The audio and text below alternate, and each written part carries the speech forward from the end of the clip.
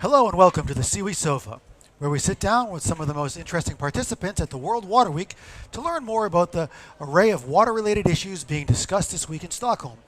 My name is Eric Paglia, and I'm the host of the SIWI Sofa. The name of this session is Facing the Floods, a Resilience Approach. And joining me here on the SIWI Sofa, we have Dr. Luca Alanova, the Executive Director of the Global Resilience Partnership, and Mr. David Nash, the Foundation Manager at the Z Zurich Foundation. Welcome, gentlemen. Thank you. Thank you. Welcome. Very nice to have you here on the SIWI Sofa. We'll start with you, Luca. Perhaps you can explain to us the mission of the GRP and your approach to mitigating the effects of environmental hazards on vulnerable communities. Yeah, GRP is a relatively new initiative called the Global Resilience Partnership, and it's a major fund that funds innovative way of looking how to respond to risk. I mean, it's became very popular recently, this resilience discussion. Everybody got very excited about resilience. We got more excited in getting sure that the resilience become a real thing. And to become a real thing, it means that we have to be able to manage risk, to be much better in managing threat, challenges, and to transform them in opportunities rather than just simply a management issue or a preparedness issue. And in that sense, we invest on those organizations, on those people that have developed new ideas, new mechanisms, new processes to transform exponentially those solutions to massive impact on people in terms of positive impact, obviously. And it's funded by SIDA Sweden, it's funded by USAID and by Rockefeller, and we have organizations like Zurich Insurance, which is funding specific slice of it, like we are doing this year with the Water Week, which is the water window on floods that they are funding. Could you say a bit more about this idea of transforming risks and threats into opportunities? It sounds quite fascinating. Yeah, as you have heard, quite often resilience is defined in basically around three big pillars. One is the persistence of the capacity of responding to event, the adaptation, and transformation. Now, a lot of people have been developing ideas, particularly on the adaptation side, relatively few on the transformation of it. And transforming is quite essential because the amount of complexity of problems that are coming, particularly on the shoulder of the poorest, is increasing dramatically, is increasing exponentially. And we need solutions that provide exponential solution to this exponential growth of problem. Otherwise, we'll continue to be victim of those problems. I use quite often, talking about floods, the example of the antique Egyptian, which were able to become the most powerful people in the world for 5,000 years, managing properly the floods of the Nile in a period in which the knowledge around floods was so much lower than ours.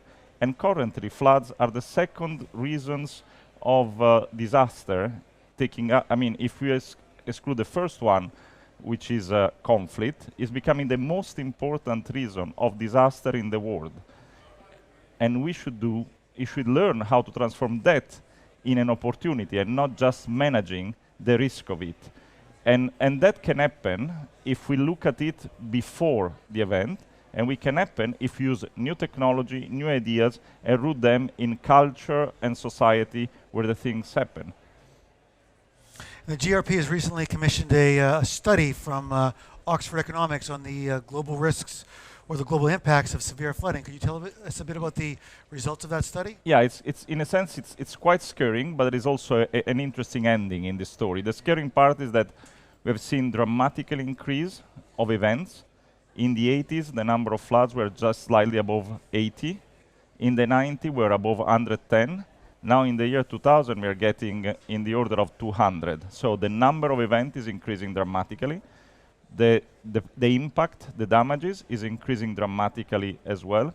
We are talking about humongous amount of number. I mean, we're talking about, in 5 years, more than $500 billion. We're talking about something in the order of $330 million per day in terms of impact. It's really a huge, massive impact. The number of deaths, the death toll is really impressive, is above 60,000 people in 5 years, which is more than the second, is 3 times more than the second cause of crisis, which is epidemics. So it's really big numbers. Now, the beautiful number that makes us thinking at the end is that we have asked to Oxford Economics to look in what pays back more when you deal with floods. And it's interesting because, first of all, it also pays back just building back what it was slightly better. We saw that just that concept pays back almost 3 times what is the cost of investment, because helps some form of prevention of the next one. But if you start to invest in advanced logic, like in early warning system, like in some of the community-based exercise, it arrives to pay back 7 times the investment. Now, if you invest in really landscape management, in changing the capacity of the environment to deal with this type of event, it pays back up to 16 times. So it's really an investment that is worth it if we do it properly and timely. The problem is that up to today, 87% of what we spend on floods is always to fix the problem rather than to prevent the problem, or even more to transform it in an economic opportunity for the people that live in that area. Why do you think it's so difficult to convince decision makers to take these preventative measures instead of having to deal with the consequences of these extreme events? You know, it's a fantastic point, because I've been passing most of my life in trying to get that process through. I don't think that is going as bad as it looks like. I think it's not going as fast as we want. I mean, in the last 4 or 5 years, the resilience agenda has picked up quite a certain speed and quite a certain credibility. Let's not forget that we had a huge process in Sendai last year to create the Sendai framework for disaster risk reduction and disaster risk management. So there are a number of things that are moving ahead. The speed, though, is very slow, and when the problems are exponential, you have to take an exponential speed. And obviously, why it's not going at the same speed is because A, it's very difficult to invest on something which normally the best result possible is that nothing is happening. That is a very difficult task. Second, the cost of investment is huge and require much more a partnership between private sector and public sector to make it happening. And third, which I still consider the most important thing, is that we are framed in a very, very close mechanism between what the developmental project looks like and what the humanitarian project looks like, are very close box that need to be opened up and designed in a completely different way to address this type of dimension. So there is change that have to happen. We're pushing for that changes. We are so happy to be supported by private sector organizations like David's and other to really push that agenda. We are so happy to have public sector organizations which are equally mind-like and want to do this investment, like SIDA and USAID.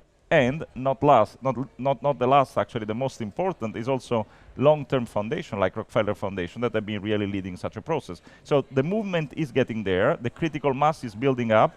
We are hoping to generate a snowball effect in the very forthcoming months, if not 1 or 2 years. Let's talk a bit about the work you're doing together with David at the Zurich, the Z Zurich Foundation, this Water Window Challenge. How does this support GRP's efforts to tackle the effects of flooding? That's a great example, because you see, as I was saying, flood is basically the second most important origin of risk and disaster and problem, and it's perfectly shaping the compoundness and the complexity of how to handle this problem and the mechanism to solve it. So what we funded, thanks to the Zurich Foundation, the Zurich Insurance Foundation, is really a mechanism to surface and find the best idea possible in the globe, which need to be scaled up, or the one that needs some initial investment to be thought through. And we have launched the Water Window Challenge on flood, and we have received the first round of proposal. We have gone through a very thorough scrutiny and analysis, and actually in 15 minutes they would appear on our website, the first round of selection, which are not the final selection, which are the finalists that we are going to help to design the last part of the program, and through the last round of selection we'll get the real final winner. But it's about, the interesting thing is that the diversity of participants is very high, and it's incredible. Our very big organization and very small organization, and we are looking for people which have great idea, that transform ideas in opportunity for people, which are able to be scaled up, which can minimize the cost to make it happening and maximize the impact. So really ambitious plan. We don't go for the very simple developmental or humanitarian project. We go for people which have great thoughts. And David, why did you decide to back the Water Window Challenge? Well, I think you've got to take it back a little bit. We started thinking about resilience from the perspective of an insurer back in 2012-13 and launched the Zurich Flood Resilience Programme together with a couple of community partners to work directly with communities on the ground and a couple of academic partners to research what was happening behind that and to draw out the learning from it. And the principle that comes from is the belief that if you take action before a flood happens and help people to understand what the flood is going to do and how to live with that, so that their development path can continue, then you're going to be doing that in a much more effective way than waiting till the flood comes and having to clean up afterwards. As Luke has already said, 87% of all of the disaster-related funding goes into the post-event cleanup. So I don't think it's a lack of money in the sector that's the problem. It's actually where it's being used. So our intention is to try and find ways in which we can really push that resilience idea to shift the balance of funding from one to another. And what the GRP offers is an opportunity for us to surface some of these ideas that can really transform things. There's some fantastic, really innovative out there kind of ideas that haven't been tested yet, that are really worth taking a risk on to see whether they work or not. And there are some great ideas that have been tested in places which just need the backing to make them more relevant and to spread them and spread that good message. And that fits right into the box that we're operating within. This idea of scaling up, I mean, you speak of these ideas that are coming from different places, and the intention is to be able to bring them to other locations.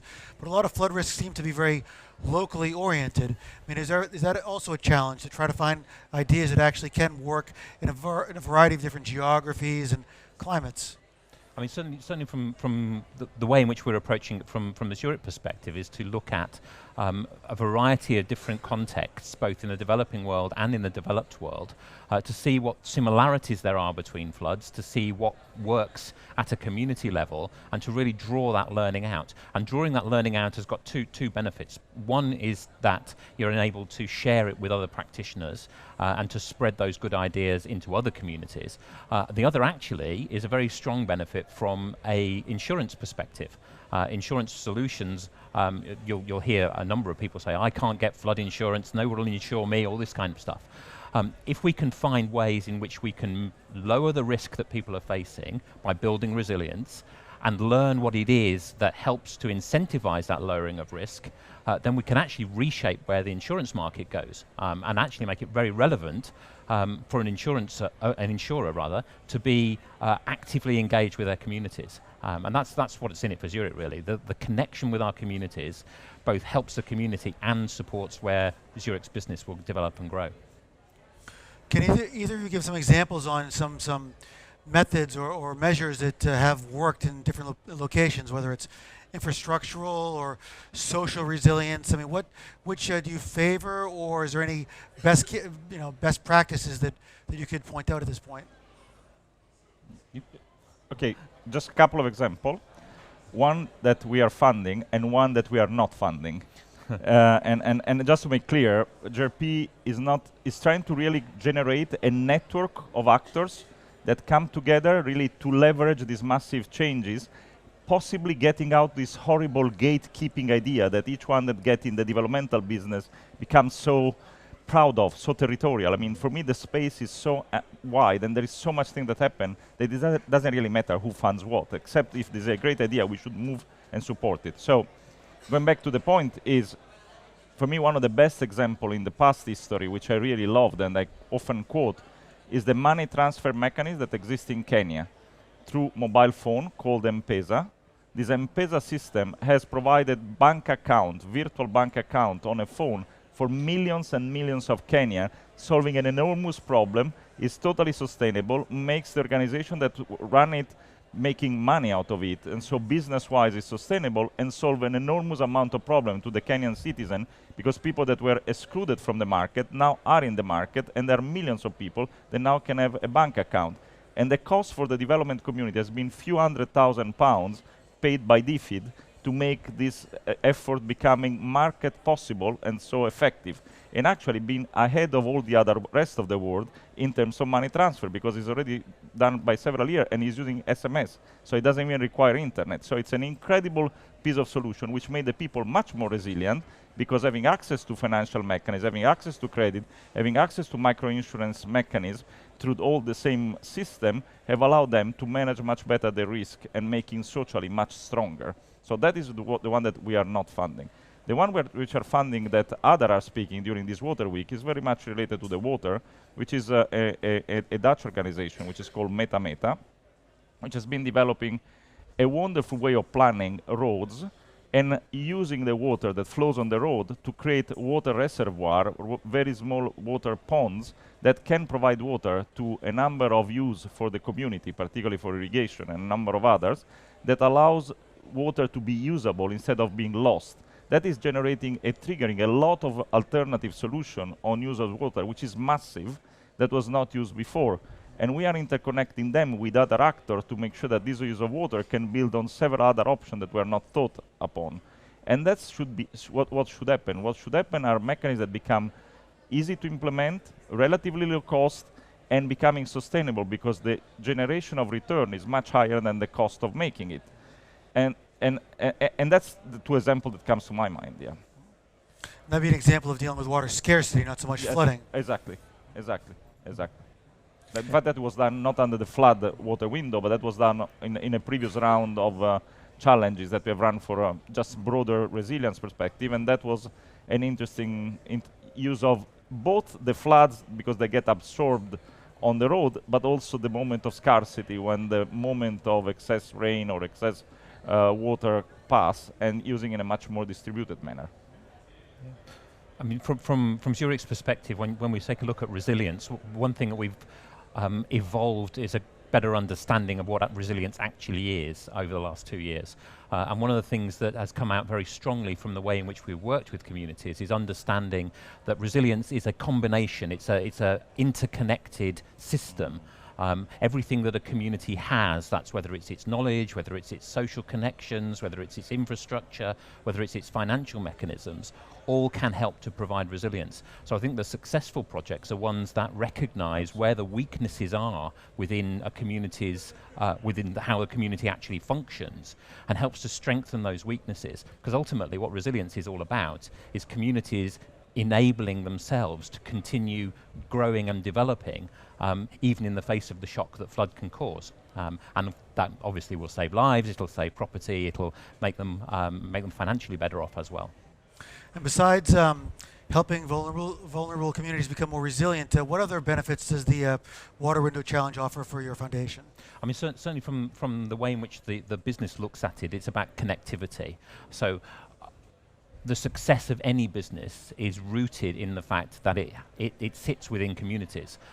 It's not isolated from the communities in which it sits. So in order for a business to continue to be relevant, it needs to understand what those communities are, it needs to recognize the problems of what those communities are, and it needs to work with the communities to try and demonstrate that it can be part of the solution to what those problems are. So the benefit that comes back very strongly for us investing in things like the water window is that it surfaces these interconnections with communities and enables us to become relevant to the communities for the future. It's about long-term sustainability when it comes down to it. What other natural hazards do you work with besides water sector? Do you work with other recovering from earthquakes, other types of natural hazards, or is resilience more focused on the water sector at this point? No, what I would say is that resilience, David described it very well. I think that for us, resilience is making sure that the society become much more capable to deal with unpredictability. Mm-hmm. Now, that unpredictability side has to be treated very carefully, because if you're poor and the only thing that I can help you is to be more predictably poor, I'm not helping very much that person, okay? So there is a big risk in this kind of a resilience idea that using just a disaster risk reduction framework, we try simply to prevent something to get worse, but if the people are living very difficult times, getting worse is not, hopefully is not going to happen, but you have really to find a way to get better. So for me, resilience is a very important framework actually to get the people better to use the threat and the unpredictability as an opportunity to move forward and not to stay just where you are in a slightly better way, because that's how it looks like in most of the countries. So obviously there are a lot of things related to disaster. There's drought, which is equally important as flood, and we're going to look very much in it. But there is a lot of other aspects of unpredictability, because there is civil strife, there are migration, there are a number of other factors which are mobilized and are putting people in the obligation of leaving and losing their capacity, and it becomes extremely difficult to reconquer them back. If we don't intervene at the early stage and we don't change the life opportunity of people, and we leave them just struggling with the current set of problems, plus maybe someone more that will come, we are going to end up in very difficult circumstances, and people will not find solution for themselves. So it's extremely important to use those type of opportunity to really reconnect this kind of fabric or interconnectivity within people, and to realize that unfortunately we are coming out from the typical developmental theory where we have one problem, one solution, and then we'll see and look at the next problem, in a situation where most of the problems are intertwined one with each other, and we have to have this incredible capacity of dealing with complexity, bringing down the complexity to a few solutions, try to start to solve these few problems, go back to complexity, getting a series of loop and feedback, and continue to adapt and change, looking at the future as a continuous evolution, exponential evolution of solution, rather than having this kind of very old-fashioned linear approach where everything is predicted 3 years before, and then we do some assumption, and then we sort out some solution at the end, which never happened. And in a moment of heavy climate change, civil strife, issues of viral nature and concern, trying to have one single linear solution to each one little problem, it won't work. We need to recreate that connectivity and that community-based approach that was discussed before, to make sure that we change people's life towards the better, obviously. I mean, I think for Zurich, water is the important issue. Yeah. So when you take a look at all of the natural hazards that are around and the disasters that are caused by them, as Luca has said, flood is the single biggest situation. In fact, it takes up more than half of all of the accountable losses, both in lives and in financial terms. So if you start with one area, flood makes absolute sense to start with.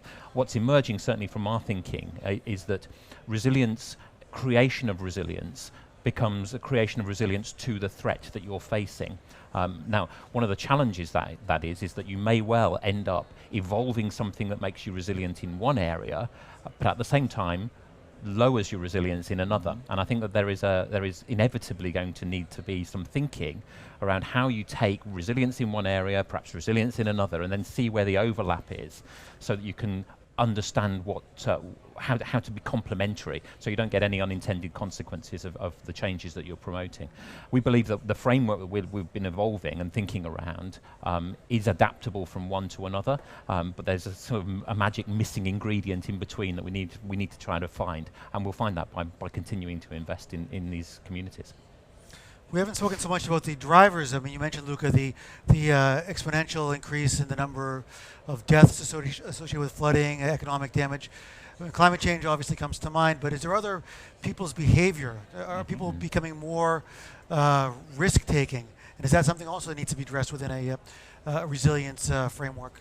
I think there are a couple of things which are very important. One of the big drivers is also very rapid urbanization, and very little respect of some of the basic standards in urbanizing and in using natural resources. So we're mixing this climate change with the use and abuse or misuse of natural resources, which can generate much more set of problems. But there is also something which is very basic. I mean, we have to remember that the poor part of the society tend to become poorer and poorer, meaning losing the capacity to insure themselves, not just in a formal insurance, but even in having enough assets to take care of bouncing back if thing goes bad. And that kind of logic is disappearing more and more in the area where we intervene. JRP intervene mainly in 3 areas of the world, which is West Africa, East Africa, and Southeast Asia. In these 3 areas, we see in very different way a huge amount of population which are left alone, have no developmental trajectory, and is depending on a subsistence type of form left and right without having and losing every year because of different reasons their own capacity of bouncing back. So that mechanism is creating a much more vulnerable society which goes more and more toward the edge of a cliff. And what we are trying to do is to bring them back from the edge of the cliff and direct people to the opportunities which are around. And that's where I think using innovation, using technology, using new financial mechanisms, using particularly the private sector interconnectivity, because I think one of these other strange things that is happening is that development and humanitarian people tend to be very disconnected with the private sector. Everybody mentions it, but they don't work together. As if people are scared that the private sector makes opportunity out of there. In my view, it's exactly the other way around. We want private sector to make opportunity, making the poorest richer. We want that the poorest are better and the private sector has better opportunity there. That is a perfect matching solution which makes it sustainable. That's how most of the Western world has become better in creating exactly this kind of mechanism. So if we don't generate that kind of interconnectivity, we lose an incredible opportunity to make substantial investment and to give better life to people, to make just people happier of their own opportunity. And the constraints are becoming so many for a poor person that it becomes also impossible if we don't find a way to cross it. I will just end up in saying that there is a kind of strange paternalistic view in most of the international community in which the poor people need some kind of hands because they don't know, they need capacity development, they are not knowledgeable. Now, I passed my last 30 years mainly in very deep field. And in 30 years, I probably met several tens of thousands of farmers in my life. I never met a stupid one. For a very simple reason. When you are poor, you don't have the privilege to be stupid because you die of starvation if you do it. We have the privilege to be stupid because if we do something wrong, we can sort out some solution. But a poor person doesn't have it. So if he's not stupid, or if I was so unlucky to never met a stupid farmer, that means that the constraints around these people are so many, and the blockages are so many, that it becomes impossible within that constraint doing more. Our obligation is to break this constraint, create more space for opportunity, using innovation, using technology, using space, and using this big worldwide commitment to social objective, because now we have a much bigger amount of private sector that wants social objective to be part of their business plan. And using that opportunity, we can create space for changing people's life, and then they become much better in managing their own risk, because they have the capacity now to absorb some of those risks. If we take out all those capacity with the constraint that we put in their world, it becomes impossible to move forward. And then we have a much bigger amount of people which are subject to the effect of those type of risk and threaten and disasters at the end of the day. I mean, I think one thing to add to that is that part of the rationale for Zurich being engaged with working with resilience is that we have a huge amount of risk management expertise, and one of the things that we believe is that as a business we should be using that risk management expertise to try to break some of these constraints that Luca is talking about. So if people are given the tools and provided with expert information and knowledge around it, then as he says, they're not stupid, they can take hold of these things and they can break through these constraints, and that will help them in the long run become much more resilient. And if you can become much more resilient and you can become much more prosperous, that's an opportunity for businesses to engage and be part of the solutions. So that's a huge reason why we're engaged with the GRP. It's a privilege to be part of that. That's a very powerful and useful concept, resilience, and I'm very interested in hearing more about how you've developed this, and I'd like to stay in touch with you guys. This is really an interesting discussion. So thank you very much for joining us here on the sofa, Luca Alanova and David Nash. Thank you. Thank you very much, Eric. And thank you for tuning in to the SIWI Sofa. Stay tuned for more episodes throughout the World Water Week.